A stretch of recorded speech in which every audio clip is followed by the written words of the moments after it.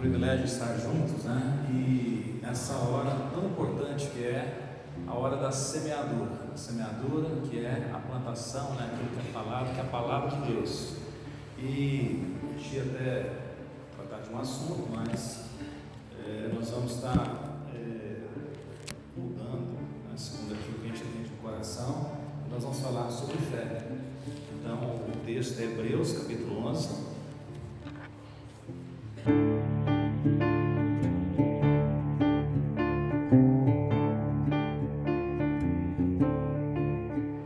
Ora, a fé é a certeza de coisas que esperam, a convicção de fatos que não se veem, pois pela fé os antigos obtiveram bom testemunho.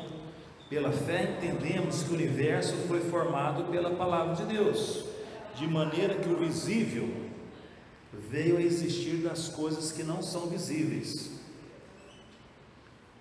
Pela fé, Abel ofereceu a Deus um sacrifício mais excelente do que Caim, pelo qual obteve testemunho de ser justo, tendo a aprovação de Deus quanto às suas ofertas. Por meio da fé, mesmo depois de morto, ainda fala. Pela fé, Enoque foi levado a fim de não passar pela morte, e não foi achado, porque Deus o havia levado. Pois antes de ser levado, obteve testemunho que havia agradado a Deus. De fato, sem fé é impossível agradar a Deus, porque é necessário que aquele que se aproxima de Deus creia que Ele existe e que recompensa os que o buscam. Pela fé, Noé, divinamente instruído a respeito de acontecimentos que não se viam, e sendo temente a Deus, construiu uma arca para a salvação de sua família. Assim ele condenou o mundo e se tornou herdeiro da justiça que vem da fé. Pela fé, Abraão, quando chamado, obedeceu a fim de ir para um lugar que devia receber como herança, e partiu sem saber para onde ia. Pela fé peregrinou na terra da promessa, como em terra alheia, habitando em tendas com Isaque e Jacó, herdeiros com ele da mesma promessa, porque Abraão aguardava a cidade que tem fundamentos, da qual Deus é o arquiteto e construtor. Pela fé também a própria Sara, depois de não poder ter filhos e já ser idosa, recebeu o poder para ser mãe, pois considerou fiel aquele que lhe havia feito a promessa. Por isso também, de um só homem, praticamente morto, saiu uma posteridade tão numerosa como as estrelas dos céus e inumerável como a areia que está na praia do mar. Todos estes morreram na fé, não obtiveram as promessas, mas viram-nas de longe e se alegraram com elas, confessando que eram estrangeiros e peregrinos na terra. Porque aqueles que falam desse modo manifestam estar procurando uma pátria. Se na verdade se lembrasse daquela de onde saíram, teriam oportunidade para voltar. Mas agora desejam uma pátria superior, isto é, celestial. Por isso Deus não se envergonha deles, de ser chamado seu Deus, porque Ele preparou uma cidade. Nós vamos ler até aí o versículo 16, né? Poderia continuar, mas o objetivo, né, da pregação é para que nós tenhamos fé, né? Nós possamos ouvir a palavra e tenhamos fé, e tendo fé, nós também tenhamos vida, né, no nome de Jesus. Então, irmãos, a vida pela fé é uma vida que muitas vezes, né, a gente já claramente, a gente passa por bons apertos, né, por algumas decepções, né? Imagina os discípulos, né, de Jesus, que criam em Jesus, que viram todos os prodígios e as maravilhas, teve de conviver com o acaso de Jesus, quando ele foi preso, quando ele foi maltratado, quando ele foi crucificado, né, quando ele foi morto, tá? E depois Jesus não apareceu a toda a gente, apareceu somente aos discípulos. Também os apóstolos, né, que com exceção do apóstolo João, todos os apóstolos, sem exceção, foram mortos, né, pelo viés do martírio, né? Pessoas que tiveram disposição de morrer por aquilo que criam. E aqui nós vemos que não chegou até os apóstolos, mas fala que a fé é a maneira que o justo tem de viver. A primeira vez que isso aparece é lá em Abacuque, que fala que o soberbo, ele não tem uma alma reta. O soberbo, ele anda segundo a sua intuição, segundo a arrogância dos seus pensamentos, e ele tem toda a força que é somente dele, das suas cogitações. Mas o justo, ele vive da palavra de Deus, e a palavra de Deus, né, sobre as nossas vidas, ela não é fundamentada na preservação, mas ela é fundamentada na ressurreição. E uma pessoa, para ressurgir, primeiro ela tem que morrer. Nenhuma semente brota se não morrer primeiro. Isso mostra, e a palavra de Deus não esconde, que a vida pela fé é a vida que nós vamos morrer o quê? Para todos os nossos projetos pessoais, aquilo que nós queremos por nós mesmos. A vida pela fé é nós ajustarmos aquilo que Deus quer para as nossas vidas e não aquilo que nós mesmos queremos para a nossa vida. Isso é tão importante que muda radicalmente as perspectivas. Ainda no domingo passado nós estamos ouvindo aqui a respeito, que nós devemos buscar o Senhor enquanto nós podemos achar, invocar enquanto está perto, deixar os nossos caminhos maus e nos agarrar ao bom caminho. Por quê? Porque os pensamentos de Deus não são os nossos pensamentos, e da mesma forma como o céu é mais alto do que a terra, assim os pensamentos de Deus são mais altos do que os nossos pensamentos. Ou seja, a proposta da vida pela fé não é no sentido de diminuir as nossas vidas, pelo contrário, é de nos fazer levantar voo. Porque por mais arrogante uma pessoa seja, por mais articulada que ela seja, o máximo que ela pode fazer, é chegar, às vezes, num big do enterro, num big do caixão, no cemitério, ponto. Mas a vida pela fé diz respeito à eternidade, a nós já no presente século, que vivemos de uma maneira diferente. Em vez de arrogância, nós vivemos o quê? De maneira sóbria, de maneira justa, de maneira piedosa, pessoas ajustadas, pessoas que não são parasitas da sociedade, da comunidade, mas pessoas que contribuem com equilíbrio, com amor, com a maneira como participam, não para arrancar coisas da comunidade, mas para serem o quê? Doadores, serem presença de Deus, imagem de Deus, semelhança de Deus, por onde quer que elas vão. Jesus, com muita tranquilidade, fala assim: olha, aqueles que creem em mim farão coisas que eu faço. E ainda diz mais: e outras maiores farão. Você fala, puxa vida, se alguém fizer alguma coisa maior do que Jesus, é porque essa pessoa é maior que Jesus. Isso é o pensamento do arrogante. Mas o pensamento do justo, ele não mede por isso. Porque imagina você, se por conta de uma palavra de Jesus, você e eu, que não somos Deus, nem nunca vamos ser, Jesus é Deus e sempre vai ser, só por conta de uma palavra dele, nós tivermos condições de fazermos coisas maiores do que ele. Imagina o tamanho dele, imagina a humildade dele, imagina como que ele é totalmente diferente, como que Deus, sendo Deus, não fez questão nenhuma de aparecer e presenteou você e a mim com uma existência para que ele aparecesse o quê? Através das nossas vidas, porque fala que você é a imagem e semelhança de Deus. Então a vida pela fé é essa vida, de nós entendemos que nós estamos aqui para nos arrumar. Arrumado nós já estamos e muito bem. Nós estamos aqui como missionários, nós temos uma missão, e essa missão é que Deus seja conhecido, visto e amado, que as pessoas possam ver algo totalmente diferente, ao invés delas viverem na arrogância dos seus próprios pensamentos, elas podem ver, não é? Por quê? Porque é pela fé, todos pela fé obtiveram o que é um bom testemunho. Pela fé nós entendemos que o universo foi feito pela palavra de Deus, de maneira que o que se vê foi feito daquilo que não se vê. E o que é que não se vê? Palavra você não vê, você ouve. Foi pela palavra de Deus que tudo foi feito.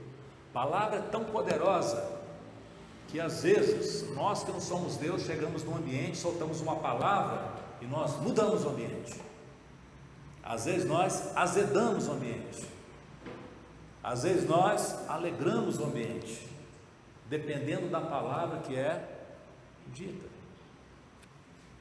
Aqui diz mais, que hoje pela manhã nós até vimos isso, né, no Conheço a Bíblia, que a gente está fazendo a exposição de Gênesis, que pela fé Abel ofereceu a Deus um sacrifício mais excelente do que Caim, pelo qual obteve testemunho de ser justo, tendo a aprovação de Deus quanto às suas ofertas. Por meio da fé, mesmo depois de morto, ainda fala. Nós vimos aqui de manhã que quando Abel foi fazer uma oferta, ele não fez uma oferta. Caim fez uma oferta, Abel não. Abel foi lá, ele era um pastor de ovelhas, e ele pegou na primícia aquilo que é o melhor do seu rebanho. Ele não foi lá e deu uma oferta, mas ele pegou a primícia e trouxe para Deus. O Caim, o irmão dele, também fez uma oferta. Ele era agricultor, né? Então ele podia dar o quê? Fruto da terra, daquilo que era agricultura. Ele trouxe uma oferta, e a palavra de Deus fala que Deus não se agradou na oferta de Caim, e ele foi e fechou a cara, ele empurrou. E Deus se agradou da oferta de Abel, mas Deus não falou nada com Abel. Deus foi falar, foi com Caim. Por que você fechou sua cara? Por que você anda irado? Se você proceder bem, não é certo que você vai ser aceito. Todavia, o pecado te espera na sua porta. O teu desejo é contra você, e é necessário que você domine sobre o seu desejo. Olha o que Deus falou para esse homem. Ele falou o seguinte: olha, não é uma oferta que diz a respeito do ofertante, é tudo junto, é ofertante e oferta. Porque ele falou que o procedimento do Caim não era correto, como a oferta também dele não era melhor. E Deus fala: olha, o pecado está te esperando na porta.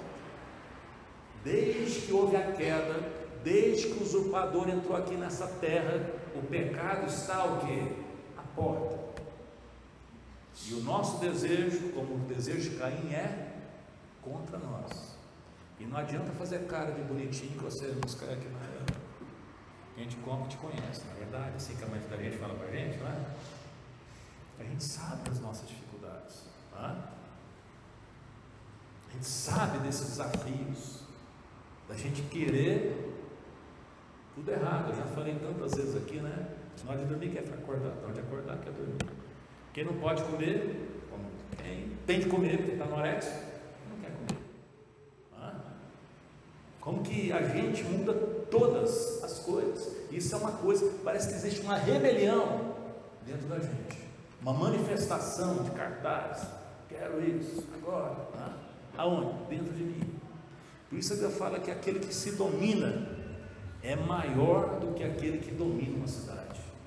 Dominar os outros é muito mais fácil do que se dominar a si mesmo. Então, esse Abel, ele parece que era um pouco, morreu, foi morto por Caim. Mas aqui fala que mesmo depois de morto, fala, mas não é que ele está baixando para algum lugar, ele está bem sossegado lá no céu. Ele fala por quê? Porque o exemplo dele, por um acaso, aqui na Apolônio Salles, no dia de hoje, está sendo o quê? Relembrado. Nós não estamos aqui para falar do Caim. Caim, cachorro, fala, né? Choca o pau no cachorro e sai gritando que é o nome do outro, né? Mas Abel, falamos nós, mesmo depois de morto, ele ainda fala. Pela fé, Enoque, né, o sétimo depois de Adão, foi levado a fim de não passar pela morte. Ele não foi achado, porque Deus o havia levado, pois antes de ser levado obteve bom testemunho de que havia agradado a Deus. Pelo fato, sem fé, de fato, sem fé é impossível agradar a Deus, porque é necessário que aquele que se aproxima de Deus creia que Ele existe e que recompensa os que o buscam. A única maneira que uma pessoa não consegue agradar a Deus é se não tiver fé. Ou seja, todos podem agradar a Deus, e é tão fácil agradar a Deus porque é só ter fé. É tão difícil agradar a Deus porque precisa ter fé. E o que é fé? É crer que Deus não somente existe, mas que vale a pena que buscar. Buscai o Senhor enquanto se pode achar, invocai-o enquanto está perto, porque a palavra de Deus, assim como a chuva e a neve cai dos céus, e assim como infiltra, percola na terra, nutre a semente, que brota, cresce, que dá o pão àquele que come, né? Assim a palavra de Deus é um processo que não é mágico, não é pó de pirlim-pim, não são palavras mágicas, mas é um processo contínuo de nutrirmos de palavras eternas, que nos leva a ter o que? Uma vida eterna. Se você for no médico, né, e quiser saber sobre nutrição, ele vai te falar o que é bom e o que não é bom. Agora, o que vai acontecer com você não tem a ver com o que você escutou do médico, tem a ver com aquilo que você pratica. Não é? Eu lembro quando meu pai foi fazer uma cirurgia grave, assim, grande cirurgia, né? E eu lembro que o médico que conversou com ele não sabia o que meu pai tinha, mas estava falando muito, né? Metendo o pau na questão do cigarro, porque isso, porque aquilo, né? E meu pai nunca nem passou perto por nada disso, né?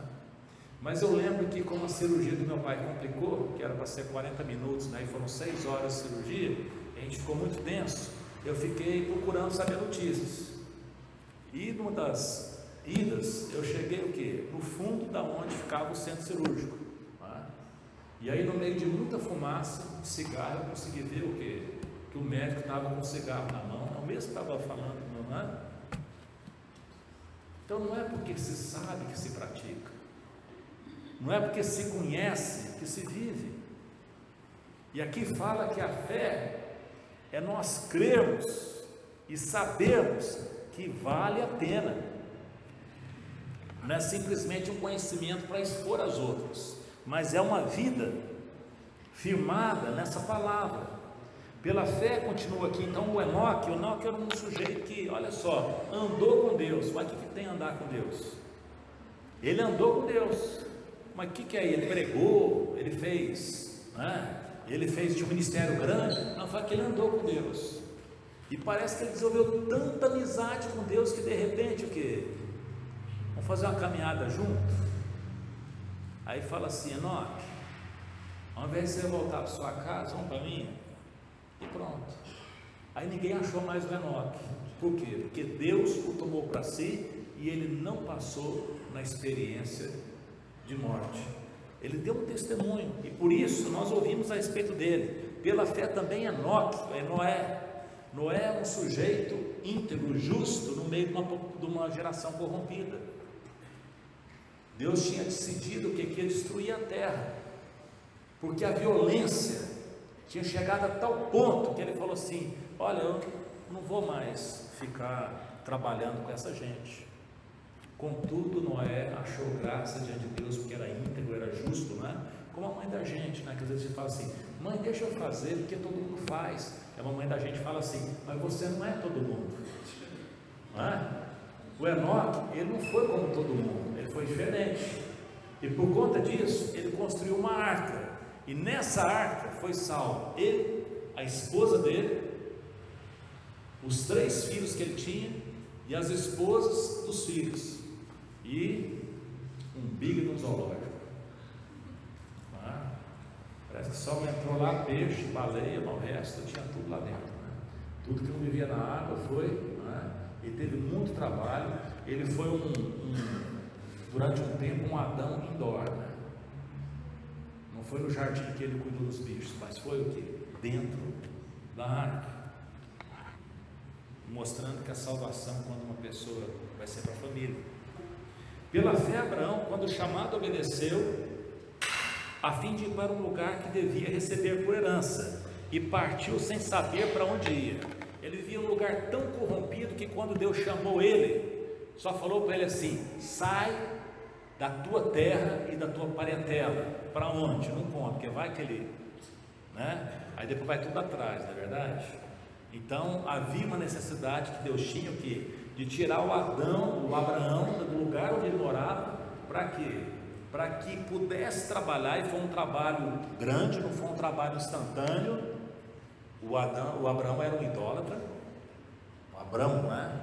Tem uns que falam, né, que Abrão quer dizer pai elevado, né, que ele ficava olhando, né?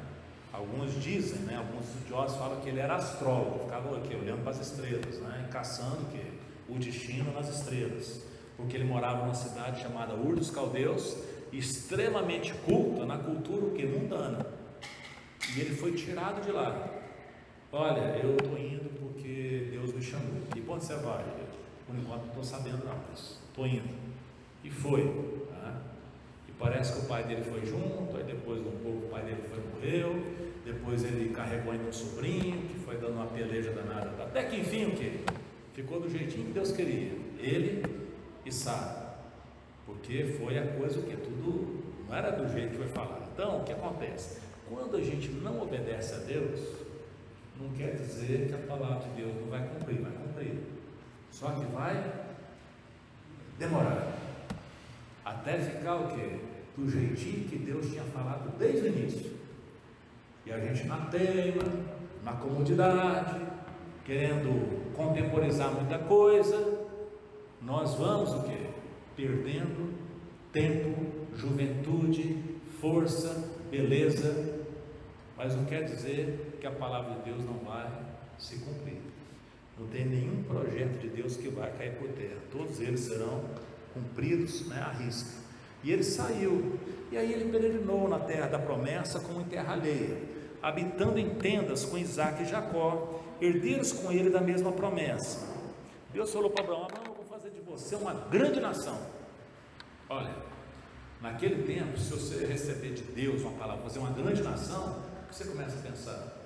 Eu tenho de arrumar lugar para acomodar todo mundo que vem, porque se é uma grande nação, né, tem de acomodar.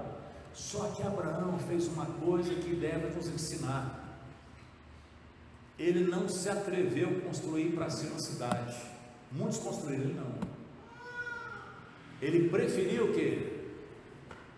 Morar em tendas com seu filho Isaac, seu neto Jacó, que era herdeiro escolhido da mesma promessa, porque ele falou assim, tipo assim: como que eu posso fazer alguma coisa da altura de Deus? Então ele aguardava uma cidade cujo arquiteto e o edificador era o próprio Deus.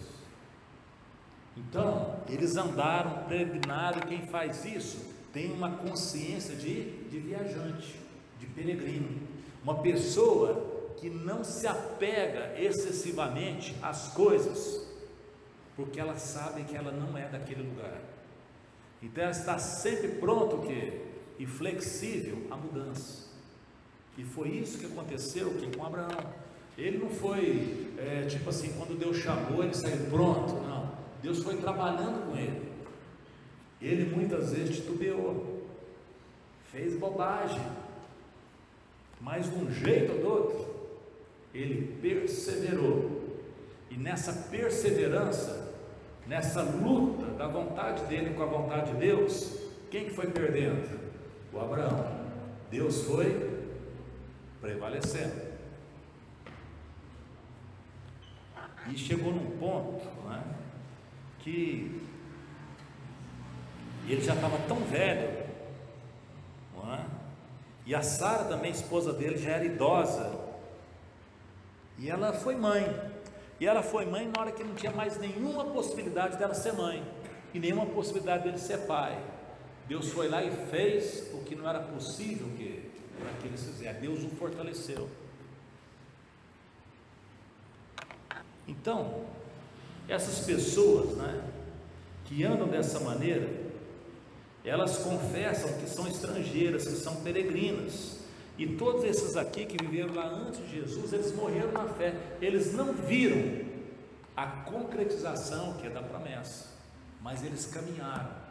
E é essa palavra que hoje nós estamos falando, que é a respeito deles.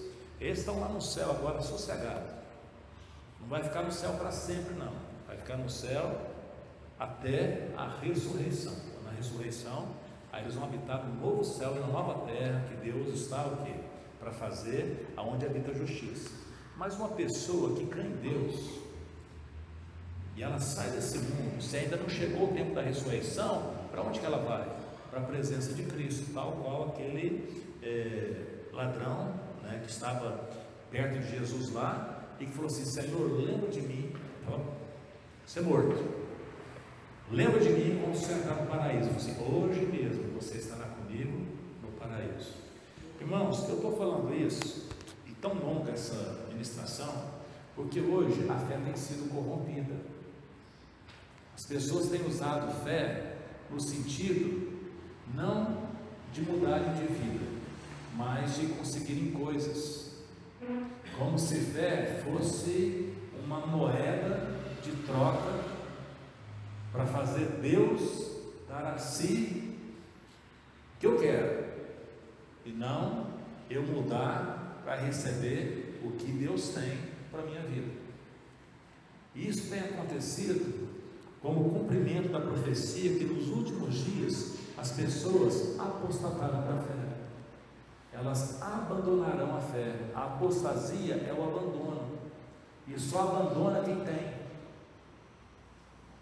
não abandona a fé quem não tem, porque a pessoa de repente começa a entrar o quê? Uma dinâmica mais pragmática, eu quero isso pronto, e tira toda essa coisa sistêmica que Deus tem de nos fazer pessoas que conseguem enxergar tudo e conseguem ajudar todas as pessoas em qualquer situação, estando presente. E nesse momento, ao invés de sermos peregrinos, nós ficamos o quê? Agarrados a essa terra, sendo que essa terra, ela vai passar, e a palavra de Deus não vai passar jamais. É tão importante nós pensarmos nessas coisas, porque nós corremos o risco de estarmos falando das coisas de Deus e ainda estarmos o quê? Sem nenhuma comunhão com Deus. Aconteceu no tempo de Jesus com fariseus, com saduceus, com os religiosos, com pessoas que tinham muito discurso a respeito de Deus e da palavra de Deus, e eles simplesmente não reconheceram Jesus Cristo. E nós corremos o risco muitas vezes de nós termos um discurso religioso, mas não termos o que? Comunhão com Deus, e vivemos o que? Como esse mundo vive, só que de uma maneira ainda pior, porque o mundo só conta consigo, e a gente coloca Deus o que? No meio dos nossos projetos, como se Deus fosse o que? O fiador dos nossos projetos. Não, Deus é o fiador da nossa salvação, e a nossa salvação consiste em nós o que? Praticarmos os projetos de Deus. E é muito importante que nós tenhamos essa reflexão. Daqui um pouquinho nós vamos participar da mesa do Senhor. E o que quer dizer a mesa do Senhor? É o momento onde nós vamos não estar conversando com Jesus pessoalmente, mas nós vamos estar o quê? Nos alimentando dele, comendo o pão, que significa o quê? A carne de Jesus, e bebendo do fruto da videira, que significa o sangue de Jesus. Nós vamos estar anunciando a morte de Jesus. Você já pensou bem nisso? Você já pensou que o cristianismo, a igreja, é muito diferente? Que nós estamos num projeto onde o principal, foi morto crucificado, o tesoureiro se matou enforcado, todos os discípulos, com exceção do apóstolo João, foram mortos pelo martírio. O que nós estamos fazendo aqui? se nós não ansiamos o quê? Uma pátria superior. O que nós estamos fazendo? Se nós não aguardamos um novo céu e uma nova terra, se toda a nossa esperança estiver aqui nessa terra, diz a palavra de Deus, nós somos os mais infelizes de todos os homens. Estamos perdendo tempo. Agora, se nós aguardamos uma pátria superior, é aqui que nós temos um entendimento, a sabedoria para conduzir as nossas vidas, independente das circunstâncias que aconteçam, para ter uma vida digna já, e uma vida totalmente plena naquela que está por vir. O nosso Senhor nos ensina assim: no mundo vocês passam por aflições, mas tende bom ânimo, porque eu venci o mundo. O Evangelho de Jesus, ele não é um evangelho assim, cor-de-rosa, né? Um evangelho de pelúcia, né? A cruz dele não é uma cruz de ouro, como muitas vezes nós usamos, ou de prata. Foi uma cruz muito rude, né? Ele teve pregos que foi na mão. E por que isso? Porque isso é o custo de matarmos a vaidade. O que estava acontecendo ali? Ali ele estava mostrando que era necessário que a petulância humana seja morta, porque o reino de Deus não é um reino de vir cá falar coisas que nós queremos escutar, mas é como aquele médico diligente que tem um diagnóstico que não é bom, que ele tem de passar esse diagnóstico ao paciente, porque ele tem de avisar aquele paciente que ele vai ter de passar por um caminho estreito, por uma dieta restrita, talvez por uma cirurgia delicada,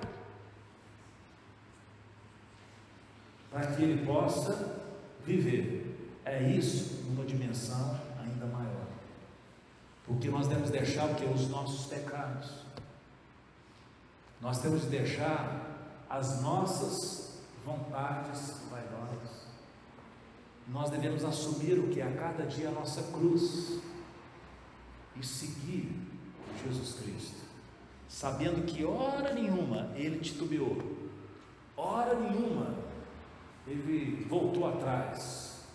Ah, mas ele não tinha sentimentos? Tinha. Tanto é que ele falou assim: Pai, a minha alma está aflita, está angustiada até a morte. Pediu para pessoas próximas: ora comigo. E o pessoal que dormiu. Puxa, mas nem uma hora vocês podem orar comigo? Porque quando você está aflito, você ora. E ali ele orou, até que ele falou assim: gente, pode acordar, eles estão chegando. Foi para essa hora que eu vi, e naquilo que parecia ser a maior derrota de Jesus, na realidade foi a nossa maior vitória, porque foi naquele momento que ele derramou o seu sangue, e porque ele era justo, ele ressuscitou, e com isso ele comprou para nós o direito da ressurreição. E isso diz respeito a você, toda a sua casa. Isso diz respeito àqueles que creem. E isso é a mensagem que a igreja tem a repartir. O fim da nossa fé, sabe o que é? Qual que é o fim da fé? É a salvação das nossas almas. O fim da fé não é trocar de carro, não é adquirir outro emprego maior. Tudo isso é muito fácil. A igreja não está aqui para fazer isso. Quem quiser melhorar de vida, que vai estudar, que vai trabalhar, que vai se capacitar, vai fazer por onde? O que a igreja está aqui para fazer é para ser o que? Portadora dessa boa notícia. Tudo que você ganhar vai desgastar, não é verdade? Um dia eu estava com um jogador de futebol e ele era muito bom, só que ele estava tendo um problema com drogas, E eu tinha arrumado uma oportunidade de levar ele para fazer um teste, né? Só que ele tinha caído lá na questão das drogas. E eu peguei ele lá, estava junto, ele foi contando a história, e ele falou assim: Terra, se preocupa não, viu? Meu organismo é muito bom. Rapidinho eu estou bom. Eu falei assim: você está vendo esse carro aí na frente? Tinha um carro lá que estava pior impossível, né? Carro totalmente detonado. Ele falou assim: o que tem o carro? Você sabia que um dia ele já teve na concessionária? Ele olhou para mim e falou assim: puxa, mas você é inteligente, né? Ele falou assim: eu queria que você fosse. Eu queria que você fosse inteligente. Por que você abusa? Por que forçar a barra? Não é? Graças a Deus, hoje ele não é um jogador de futebol. Hoje ele é um pastor. E é um pastor assim, muito tranquilo. Tem esposa, tem a filhinha. Na hora que eu vejo, eu falo assim: puxa vida, né? Foi muito mais do que aquilo que deveria. Não é? Então, a gente faz planos. Mas o bom, a resposta certa dos lábios vem de Deus. A fé é o seu músculo espiritual que vai te ajudar em tempos tão difíceis. Na sexta-feira eu estava ministrando, né, no funeral da Dona Hilda. Dona Hilda faleceu com 94 anos, lá em Araguari. Né? E o pastor, que era neto dela, me ligou, porque nós administramos a UPA, né? Contou, eu falei: eu vou aí, e fui. Né? E lá, puxa vida, né? Viveu tanto, só que diante dessa palavra aqui, foi só um sopro. Viveu um pouquinho. Por quê? Porque a vida que Deus tem para nós é uma vida de eternidade. Um velório é um lugar interessante de você estar, porque tem aqueles tristes moderados e tem os tristes que não são moderados. E aqueles que não são moderados geralmente é o quê? O tipo da vida que leva. Porque quando você tem fé, você não vai se entristecer como os demais, porque você sabe que Cristo morreu e ressuscitou, e que todos aqueles que morrem em Cristo estão bem, muito bem. Deus, Ele não tem prazer na morte do ímpio, mas Deus, Ele considera preciosa a morte dos santos. Por quê? Como foi compartilhado ali. Ali ela está curada de todas as suas comorbidades. A diabetes, né? O Alzheimer, né? Da hipertensão, de tudo aquilo que afligia. É isso? Lembro uma vez, né? Até escutei essa semana ainda. Até foi o irmão Ademir que estava lá, no leito onde o irmão nosso estava indo. E aí eu escutei o que o irmão Ademir orou. Eu estava escutando, acho que foi ontem ou foi hoje. Minha mãe estava falando. Quando ele chegou e falou para o irmão assim: olha, todos os teus pecados estão perdoados. Vá em paz. O irmão foi, adormeceu. Então, meus amados irmãos, eu não estou querendo fazer aqui uma pregação negativa, não é isso. Mas eu queria que você tivesse toda a consciência que se nós vivemos é com alegria, porque é para o Senhor que nós vivemos. Se nós morremos, estamos com o Senhor. Se nós temos sanidade, é para Deus que nós temos sanidade. Se acontecer da gente enlouquecer, também o que? É para Deus. Se você tem essa fé no coração, nada, absolutamente nada pode o que? Separar do amor de Deus. E isso é contagiante. Isso diz respeito aos nossos filhos. Isso diz respeito aos nossos amigos, aos nossos familiares. Isso é o que o mundo não tem. Por isso, e vou finalizar agora, que você vê tantas pessoas com aparente sucesso totalmente desorientadas em face à morte, em face à perca. E por isso que a gente vê tantos irmãos, sabe? Eu particularmente, fui muito afetado esses últimos dias, que estão com uma dificuldade tão grande, mas tem aquela serenidade, porque sabem em quem tem crido, e sabem que Ele é poderoso para guardar o tesouro até o dia final. É por isso que nós continuamos. Não é uma vida triste, cinzenta, é uma vida alegre, independente das circunstâncias. Tem choro? Tem, mas não é o choro do desespero. Tem alegria? Tem, mas não é a euforia estrambelhada. Então a alegria, muitas vezes moderada. É a tristeza? Também o que? Moderada. É o caminhar do sol, do justo e do piedoso. Amém? Que Deus possa abençoar, que Ele possa falar o coração. Nós não venhamos nos perder em dias tão perigosos, onde as pessoas estão pervertendo aquilo que é a palavra de Deus e fazendo uma fé utilitarista, como se fosse um mercado. Mas a fé, ela veio para salvar os nossos corações e para ensinar os nossos filhos, que vão pegar um desafio ainda maior do que a gente, a ter a mesma fé. Todos os antigos obtiveram um bom testemunho.